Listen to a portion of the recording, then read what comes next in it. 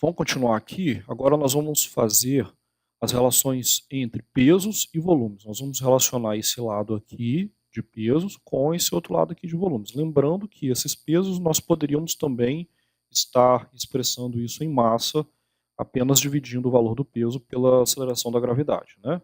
Então nós temos aqui a nossa massa de solo, constituída por minerais, água e ar, né?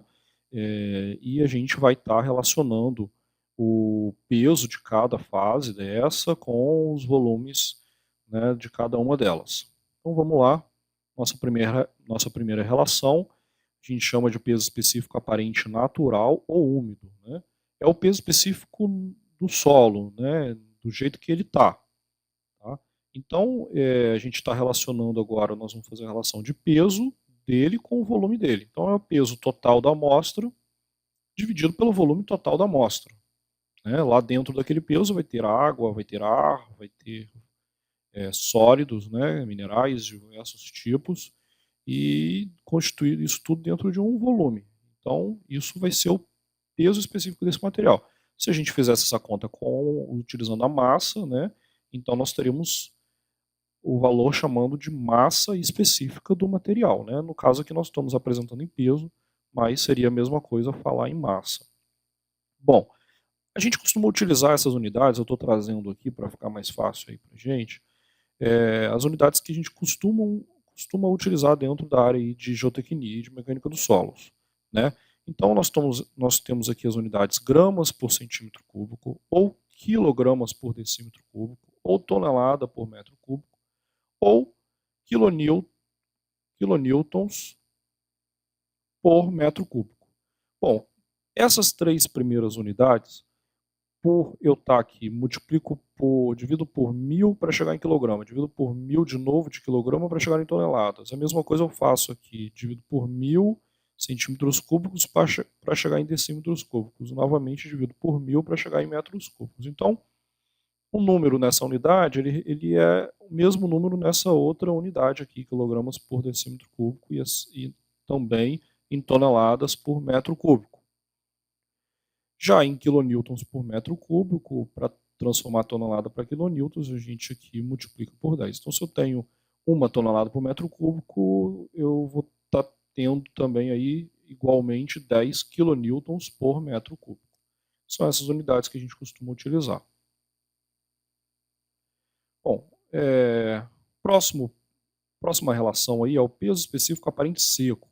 Esse peso aparente seco é a relação entre só esse peso aqui dos sólidos dividido por todo o volume da amostra. Então nós temos uma amostra que tem líquido, tem ar e tem sólido, porém eu só quero saber quanto que é a relação desse peso aqui dividido por esse volume. A gente utiliza muito isso dentro da mecânica dos solos, principalmente quando a gente vai falar de compactação de aterros. Né? Então isso pode acontecer, principalmente se o solo estiver seco, ou seja, se eu já tiver uma massa de solo que não tiver água, nós já vamos ter essa situação, né? De nosso peso total seria esse. Se eu tiver uma massa de solo que tiver água, né, então eu vou ter que tirar esse peso de água para poder chegar nesse peso dos sólidos, né, para poder chegar e dividir pelo volume total da amostra. Próximo aí é o peso específico real dos grãos, né, ou dos sólidos. Então nós temos um peso dos sólidos que ocupa um volume. Se a gente conseguisse fazer isso, né, juntar todos os minerais, né, e não deixar nenhum vazio entre eles, a gente teria um bloco com um peso ali sobre o volume. Bom, a gente tem alguma maneira de fazer isso, né, a gente e descobrir isso aí, o peso específico dos minerais. Então, seria o peso dos sólidos dividido pelo volume dos sólidos. É claro que a gente tem aqui diversos tipos de minerais constituídos no solo, né? O solo é muito heterogêneo, geralmente, e esse valor seria a média do peso específico dos minerais desse solo. Ok? Bom, os pesos específicos dos minerais do solo nós já vimos até, inclusive, na semana que a gente falou sobre minerais. Só relembrando, nós temos aqui alguns minerais, né, e os pesos específicos desses minerais. Aqui está em gramas por centímetro cúbico. Então, por exemplo, o quartzo, que é o mineral que a gente mais encontra nos nossos solos aí, tem um peso específico de 2,65, né, e variando de 2,65 até 2,67. Então, a gente vê que o feldspato também está nessa faixa aí de 2,54 a 2,57, né? A caulinita, né, que é um mineral argílico, né, está 2,61 até 2,66. Então a gente imagina que esse peso específico aqui, ele vai estar variando aí nessa casa aí de 2,6 até 2,7, né, dependendo do tipo de mineral que vai estar ocorrendo nessa massa de solo. Tá? Bom, peso específico da água já é um valor conhecido pela gente, aí a gente não tem que fazer nenhum tipo de estudo, né?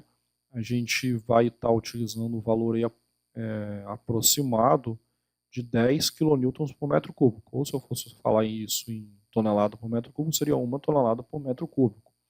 Né? Esse valor é aproximado, tá? O valor é 9, alguma coisa, e a gente já está aproximando isso aí para 10. Bom, aqui seria o quê? O peso de água sobre o volume de água. Né? Então isso não tem nada a ver com a massa de solo, é simplesmente uma relação, uma característica da água. Né? Diferentemente desse caso nosso aqui, que a gente falou sobre o peso dos grãos, aqui a gente tem diversos tipos de minerais, então esse valor varia, né, dependendo do tipo de mineral do solo. Já o valor do peso específico da água não vai variar, porque sempre eu tenho o mesmo líquido, a não ser que eu tivesse um líquido, né, com alguma substância que poderia fazer esse valor variar. Não é o nosso caso. Bom, se a gente tem o peso específico dos grãos e o peso específico da água, a gente tem um outro índice aí chamado densidade real dos grãos ou sólidos, né?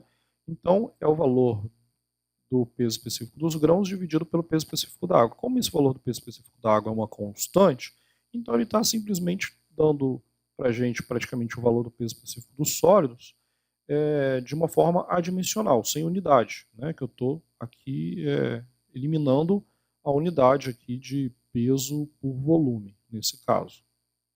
É só falando aqui, né, sobre essa relação, o peso específico da água sempre na temperatura aqui de 4 graus Celsius, para poder não ter variação.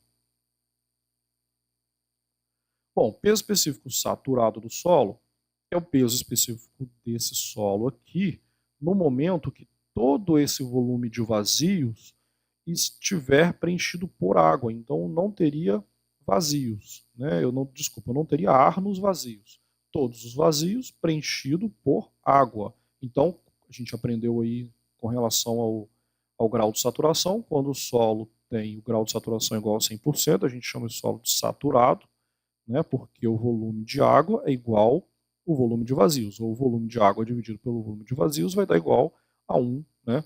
Ou 100%. Então, é essa relação de peso total do solo sobre o volume total do solo, entretanto, com o volume de vazio sendo igual ao volume de água, não é isso? Então a gente pode fazer essa relação se o solo estiver saturado, mas a gente também pode encontrar esse valor mesmo se o solo não estiver saturado, se a gente quiser saber qual seria o peso específico desse material se ele estivesse saturado. É só a gente imaginar que nesse volume de ar a gente tivesse água, então esse peso de ar aqui a gente teria um outro peso de água para esse mesmo volume aqui, encontrando um volume de vazios igual ao representando, né, por um peso total de água. Né, e aí a gente teria esse peso específico do solo saturado. Por fim, nós temos aí o peso específico submerso do solo. Se a gente tem o peso específico dele saturado, né, e a gente tem o peso específico da água, a gente chama de peso específico submerso o valor do peso específico saturado menos o valor do peso específico da água. Então, é um índice aí, né, do solo quando ele está abaixo do nível da água, aí é um solo que está saturado. Se eu subtrair desse peso específico o peso específico da água, eu tenho o peso específico submerso, que a gente também chama de peso específico efetivo do solo. né, que seria o valor do peso apenas dos seus sólidos, tirando o peso da água que estiver influindo aí nesse cálculo. Então é isso aí.